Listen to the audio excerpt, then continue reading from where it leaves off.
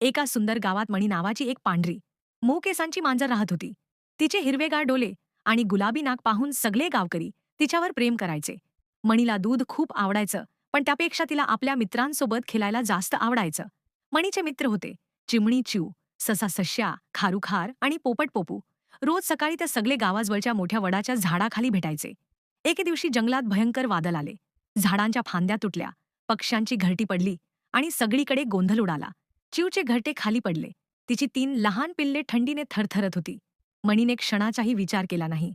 ती लगेच धावत गावात गेली. तिने गावातील मुलांना बोलावले. आपल्या मित्रांना मदत करूया, ती म्याव करत म्हणाली.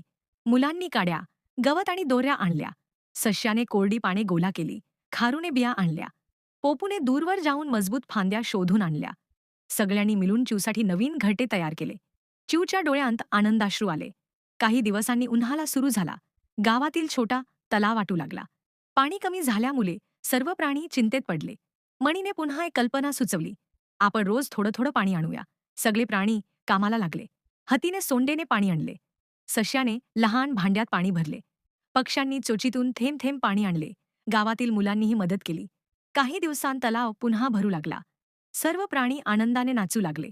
एके रात्री मात्र एक मोठा कोल्हा जंगलात आला. त्याने कोंबड्यांच्या घरावर हल्ला करण्याचा विचार केला. मणीने कोल्ह्याला पाहिले. ती घाबरली नाही. तिने आपल्या मित्रांना हळूच इशारा दिला. पोपट जोरात ओरडू लागला. कुत्रे भुंकू लागले.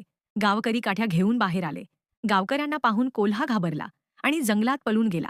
सगळे गावकरी म्हणाले, मणी फक्त गोंडस नाही, ती खूप शहाणी आणि धाडसी आहे.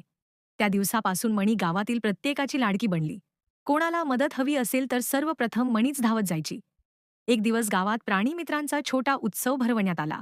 सर्वांनी मणीला फुलांचा सुंदर हार घातला. मणी हसत म्हणाली, मी एकटी काहीच करू शकले नसते.